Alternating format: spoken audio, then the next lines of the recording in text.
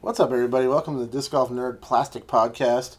Today, I want to talk to you guys about carrying a mixed bag or going with one sponsor. And I'm mostly talking to amateur type players in this particular episode, which I would imagine a lot of you guys are. I don't think I have a lot of open players that watch the Disc Golf Nerd YouTube page. I could be wrong. Maybe I am wrong. But I feel like I probably have a lot more amateurs and beginners and stuff because that's who I kind of cater to. I kind of got started doing this thing because I wanted to help beginners. I wanted to help people out, to make sure that they could, kind of get the best start possible, use the best equipment possible, and therefore maximize the fun that they have out there on the course, maximize their effectiveness, and hopefully continue to play the sport and enjoy it because I really love it. I know how frustrating it can be if you don't have the right equipment.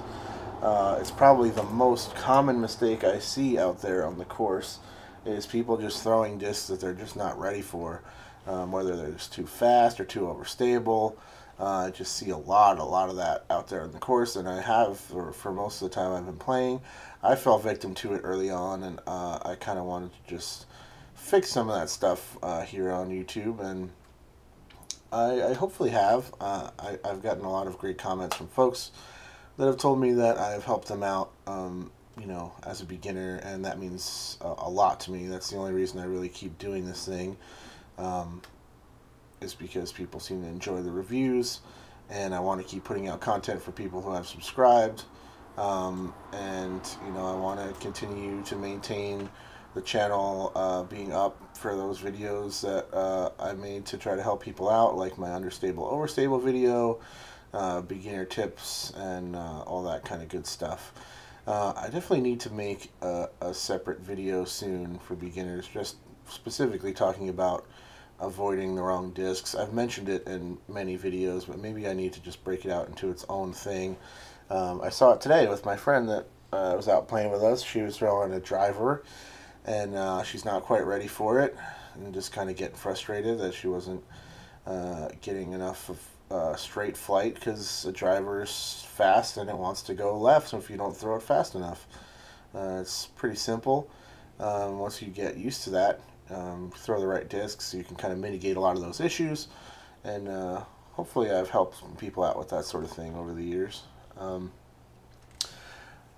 But I figure a lot of you guys are amateurs. I figure most of you are not sponsored by anyone, and the question therefore is, as an amateur, as someone who's not sponsored, should you throw a mixed bag or should you throw only one manufacturer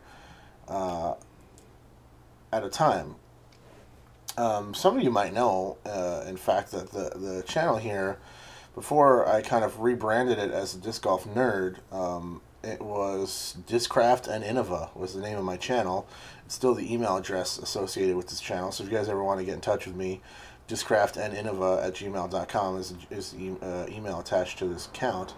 That was because at the time that's what I threw. I had a few Discraft discs like magnets, stalkers, stuff like that.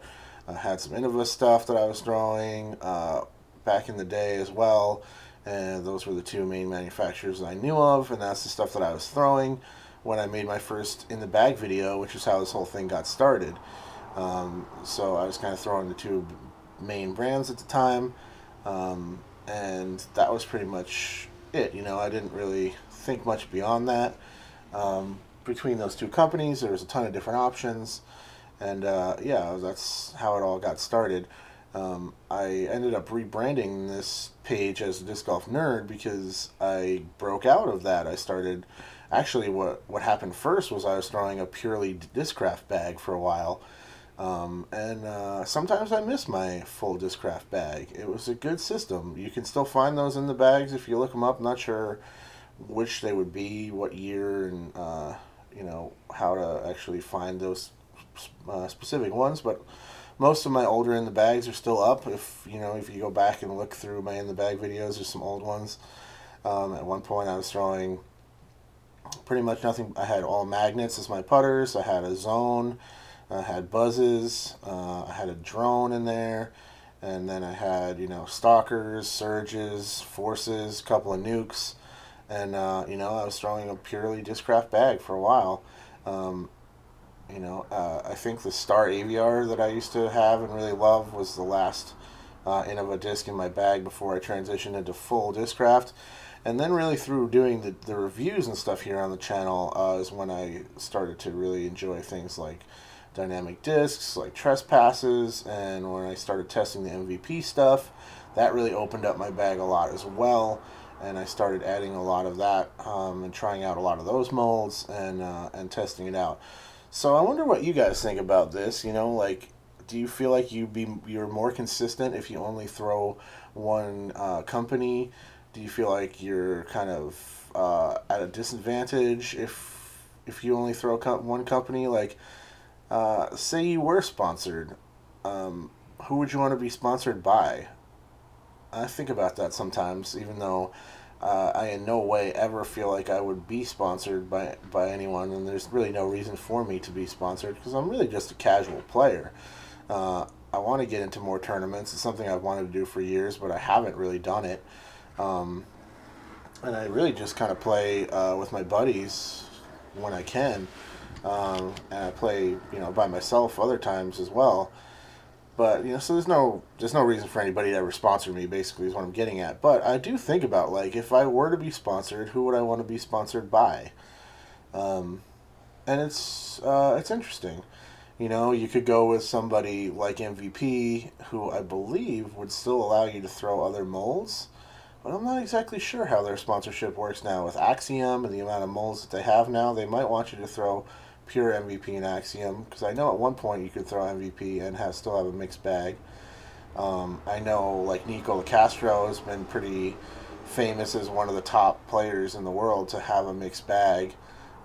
He's now part of Team Daredevil, and he throws all kinds of different stuff. He throws some Gateway putters, he throws Daredevil stuff. I don't know if he's still throwing any MVP discs. I know he was for a while. He had I think the Resistor was in his bag. Not sure what else. I think he was throwing an Inertia for a while. I know he switches out a lot, though, so I'm not really sure exactly what he's throwing now, but I know that he does have a mixed bag contract with Daredevil, which I think is interesting. For me, when I really think about it, it's really tough. I'm not exactly sure who I would go with. You could say that Dynamic Discs or the Latitude Trilogy family would be a great way to go, because there's just so many different options. It's just insane. And as far as any other sponsorship besides a true mixed bag open sponsorship, the Latitude Westside DD family clearly has the most amount of options out of any other companies.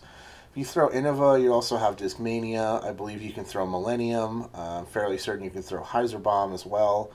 So that's cool. There's a ton of options there as well. Even just Innova alone has a huge amount of molds and options and variances in those molds as well. So there's a lot of different room to work with there. And then, but it really kind of, for me, even though I don't have very many in my bag, I feel like I would probably end up going with Discraft, just because I know that I've had an effective pure Discraft system before. It worked really well, and like I said, sometimes I miss that bag. It was a good setup, and I felt like I knew everything in my bag really well. And I'm not going to complain about the amount of discs that I've tested for the Disc Golf Nerd page here once I've gone into the reviews. But as it stands right now, I think I have 95 disc reviews, or in the 90s disc reviews, and there's definitely discs that I've tested over the years that I did not review, whether I didn't feel like they were very representative of the mold, like I thought they were a particularly under or overstable version of the disc, and I didn't want to kind of misrepresent the general population of those discs out there on the market by reviewing one that I kind of knew wasn't typical, or I just really, there's only a handful of discs that's happened for. I'm not going to go into them, but a few discs I've tested I just didn't like at all, and I was just like, this is just such a blah disc. I don't know what to say about this thing, and even if I were to, you know, some of the times I did get them for review, I didn't end up reviewing them because I just didn't know what to say about them. Even there must have been at least one time as well where I actually sat down and started trying to review a disc and realized I didn't really have anything to say about it, and I was just like, I'm just gonna just forget it, you know, and move on and see what happens. So I've tested. The point I'm getting is I've easily tested over 100 different molds and types of discs over the the course of playing. Probably well over 100, probably 120, or I don't even know. It would be interesting to actually sit down and try to write out all the different molds that I've tested over the years. Really crazy stuff. But I did really like my Pure Discraft bag, and I think I could put together a solid bag with just Discraft. But I also really feel like I could put together a pretty solid bag with just about any manufacturer out there. MVP right now is pretty core to my bag, with the fact that I putt and approach with Envies. I'm throwing the Proxy really well right now off the tee for very straight putter shots off the tee. Really liking that thing. My Axis is still my go-to mid-range. I got 2 of those in the bag. My Inertias, but that's it. I don't have Volts anymore. I don't have anything more overstable than Inertias in terms of drivers. Those are the only drivers my MVP is still left in my bag. So, do I feel like I could put together an effective system out of purely MVP discs and Axiom? Yeah, I think I could, for sure. But also, the question still remains, is that good, or is that worth doing? I don't know. It's very hypothetical. It's hard to say exactly, what I think about that sort of situation. So, yeah, that's just kind of what I've been thinking of lately. What do you guys think about this particular topic? Do you feel like you would like to be sponsored by one company more than another? Do you guys choose to, kind of reserve yourself to just one manufacturer? Do you throw mixed bags? And what do you think of the whole situation? Do you think a player has an advantage when they have any disc on the market to choose from to compile their bag? Or is that almost a hindrance because you have so many options that it can be really tricky to nail it down? That might be a benefit with going with a company like MVP or Discraft, if you were going to stick with only one brand, is that there aren't quite as many molds. So maybe you just kind of, there's still plenty to choose from to put together all the different shots that you need in the bag. And most companies are pretty effective at giving you all those different options. But maybe that would be a benefit to have less options because you wouldn't have to do quite as much searching. They were mentioning this on the Inside the Circle podcast, which is kind of an offshoot of Disc Golf Answer Man. They're talking about Ricky Wysocki and how he kind of had some issues when he first became part of Team Latitude 64, dialing in his discs. And they were saying, like, is it that he's getting used to the new discs, or is it maybe he was just struggling with the fact that he didn't know which ones to throw? There's so many options that maybe he was just overwhelmed and didn't have enough time to try out all the different things that he wanted to try out, or maybe he had too much time to try out too much stuff and he couldn't narrow it down. And now that he's kind of dialed that in, he's seems to be in better playing shape. He's been playing real hot lately and doing really well. So yeah, it's an interesting topic. I wanted to kind of throw it out there, see what you guys think about this. Different perspective, give your perspective on this issue, whether or not you think it makes more sense to stick with one bag, or do you feel like you're handicapping yourself to do that and you should just throw whatever fits well. For me, right now I have magnets are the only. No, I have a couple magnets and I have Surge SS as far as Discraft. I have one Innova disc in my bag, which is a G-Star Wombat, which could potentially make its way out of my bag. Um, I had some really great throws with it today. It kind of reminded me why I liked it and put it in the bag in the first place. So it's hard to say. It's a good disc. Then I have MVP stuff, and I have Trespasses and an Enforcer from DD, and I also have a Jade from Latitude in the bag as well. So, I kind of do switch it up a little bit. I have definitely a pretty mixed bag, obviously, multiple manufacturers. And, yeah, it's interesting.